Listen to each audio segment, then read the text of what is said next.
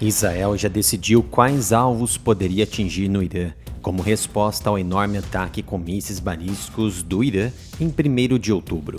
De acordo com informações vazadas, os militares apresentaram uma lista de alvos ao primeiro-ministro israelense Benjamin Netanyahu e ao ministro da Defesa, Yoav Gallant, enquanto estavam finalizando os preparativos, que incluem coordenação sensível com outros países da região. Uma reportagem da emissora pública Kan disse que o alto escalão político havia decidido os alvos, sem especificar quais autoridades ou nível de tomada de decisão. Os planos de contra-ataque de Israel contra o Irã estão prontos e autoridades americanas esperam que o ataque aconteça antes das eleições nos Estados Unidos. Um ataque retaliatório de Israel pode colocar o crescente conflito no Oriente Médio em destaque para os eleitores americanos antes que eles se dirigissem às urnas em 5 de novembro. O primeiro-ministro Benjamin Netanyahu acompanha de perto a política americana e que o momento da resposta militar de Israel não está diretamente ligada às eleições, porque ele está preocupado com as implicações políticas para Israel. O ataque de Israel ao Irã seria feito de forma a evitar a interferência política nas eleições dos Estados Unidos. Então, possivelmente, os alvos dentro do Irã serão sensíveis, mas não ao nível do programa nuclear e petrolífero iraniano e alvos que os Estados Unidos não querem nesse momento. Netanyahu prometeu que o Irã pagará pelo ataque com mísseis de 1º de outubro, mas garantiu ao presidente Biden na semana passada que a resposta das forças de defesa de Israel se limitaria a alvos militares, em vez de refinarias de petróleo ou usinas nucleares.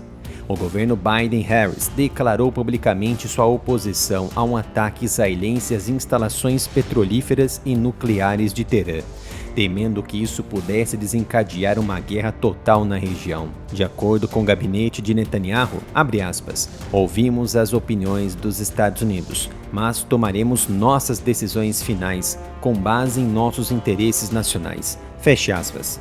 Outros países no Oriente Médio também pediram que Israel evite atacar os campos de petróleo do Irã, pois isso poderia causar um aumento nos preços do petróleo mundial. O Golfo Pérsico detém 65 a 75% das reservas globais comprovadas de petróleo e de 35 a 50% do gás natural, exportando 20% da energia mundial através do Estreito de Hormuz. Analistas especularam que os preços mais altos da gasolina, que os eleitores historicamente atribuem ao Partido Democrata no poder, podem prejudicar a vice-presidente Kamala Harris durante a sua eleição.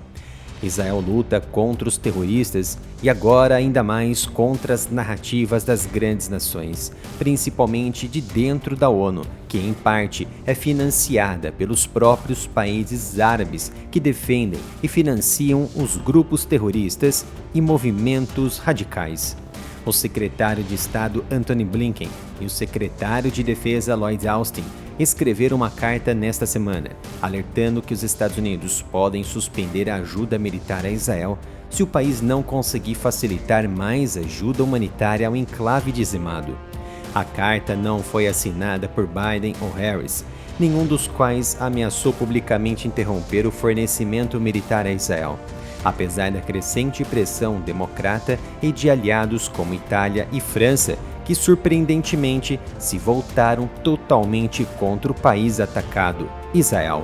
O presidente francês Emmanuel Macron passou a jogar sujo contra Israel após um evento em que as tropas de paz da Unifil não se retiraram de zonas terroristas no sul do Líbano e foram alvejadas durante os combates.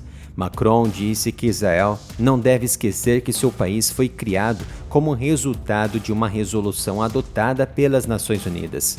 Macron estava se referindo à resolução adotada em novembro de 1947 pela Assembleia Geral das Nações Unidas sobre o plano de dividir a Palestina em um Estado judeu e um Estado árabe. Porém, naquela época, não existiam os grupos terroristas que temos hoje, que foram criados e facilitados pelo próprio povo e governo palestino e libanês, sob financiamento direto dos árabes e também dos iranianos. As tensões aumentaram entre Netanyahu e Macron, com o líder francês insistindo na semana passada que interromper a exportação de armas usadas por Israel em Gaza e no Líbano era a única maneira de acabar com os conflitos. A Itália também mostrou seus dentes. A retórica da presidente Giorgia Meloni em relação ao Estado judeu tem se tornado cada vez mais hostil nas últimas semanas, enquanto as tropas das Forças de Defesa de Israel lutam contra os terroristas do Hezbollah apoiados pelo Irã no sul do Líbano. O mais espantoso é que isso começou logo após Israel ser atacado em 7 de outubro do ano passado, e não o contrário. A decisão da Itália foi correta ou completamente recheada de hipocrisia? Acredito na segunda opção, pelo fato de estar despejando milhares de toneladas na guerra na Ucrânia. O Irã disparou quase 200 mísseis contra o Estado judeu em 1º de outubro. A maioria dos mísseis foi interceptada. A Guarda Revolucionária Islâmica do Irã alegou que o ataque foi uma resposta direta aos recentes ataques contra os líderes do Hezbollah, Hassan Nasrallah, e do Hamas, Ismail Haniyeh, e também de um general iraniano. Posteriormente, um dia após um grande ataque de drones, em 13 de outubro, autoridades americanas anunciaram que enviariam um sistema avançado de defesa aérea, o Terminal High Altitude Area Defense, o THAAD, e tropas para Israel, mesmo depois que o Irã alertou Washington para manter suas forças fora do país. Como já sabem, tem um outro canal dedicado a assuntos sobre geopolítica e defesa, que ainda não foi restringido pelo YouTube. Então dê um apoio, visite o canal, se inscreva e ative as notificações.